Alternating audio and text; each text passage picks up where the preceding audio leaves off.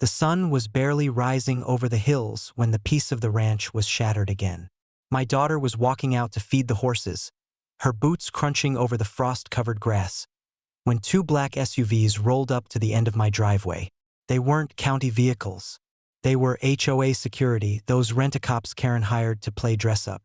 Behind them, sure enough, was Karen herself, screeching into her phone as if the world were ending.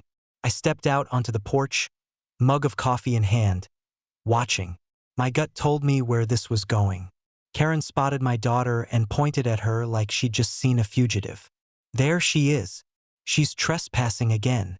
I want her removed immediately. Arrest her if you have to. This is our neighborhood, not her playground. Her voice echoed across the ranch like a coyote's howl.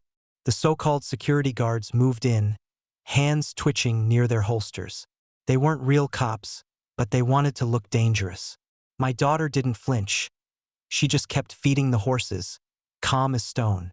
That was when actual law enforcement arrived. A county cruiser pulled up behind the SUVs, lights flashing. Two deputies stepped out, confused but professional. "Ma'am," one said to Karen, "we got a 911 call claiming a child was trespassing and in danger. What's the situation here?" Karen puffed up like a rooster. "That girl is illegally on this property. She's underage. I demand you take her away right now. I called the HOA, and we agree she doesn't belong here." I set my coffee down on the porch rail and walked toward them slowly, every step echoing against the morning stillness. My boots hit the gravel like a judge's gavel. "Officers," I said, pulling a leather wallet from my pocket. I flipped it open to show my badge, the gold star gleaming in the early light. "This ranch belongs to me. That young lady is my daughter.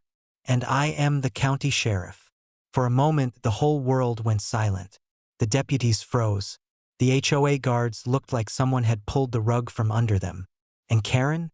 She turned as pale as fresh snow, her mouth opening and closing like a fish gasping for air.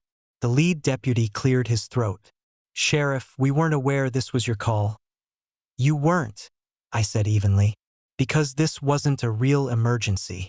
It was harassment. Again." I turned to Karen, stepping close enough that she had to crane her neck to look me in the eye. "You called 911 to try and kidnap my daughter. You lied to the dispatcher. You wasted county resources. And you brought armed rent-a-cops onto my property to intimidate my family." Karen's jaw worked, but no sound came out. Finally she stammered, I didn't know." "That I was the sheriff?"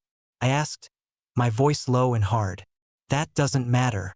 What matters is that you abused the system, endangered my family, and interfered with the duties of sworn officers." The deputies nodded grimly. One pulled out his notebook. "We'll need to take her statement, Sheriff." Karen's eyes went wide. "Statement? Wait, you're not actually—" "Oh, we are," the deputy said. "False reporting is a crime, and you've now made multiple false reports involving this property." I didn't even need to say a word. They cuffed her right there in my driveway. The HOA guards tried to back away quietly, but I stopped them. "Leave your names with the deputies. If you step on this land again without a warrant, you'll be trespassing. And I'll handle it myself." The guards nodded quickly, suddenly much smaller without Karen shouting behind them. They climbed back into their SUVs and drove off like whip dogs. Karen was still shrieking as the deputies read her rights. My daughter stood by the barn, arms crossed, shaking her head. "She's really lost it this time." I walked over, resting a hand on her shoulder. "She thought she could bully us with fake authority. But now she knows exactly who she's dealing with." We watched the cruiser pull away, Karen's face pressed to the window, still ranting. The sound faded down the road until all that was left was the morning breeze, the horses chewing hay, and my daughter's quiet laugh. "Guess you don't mess with a sheriff's family," she said. "No," I replied, picking up my coffee again. "You don't."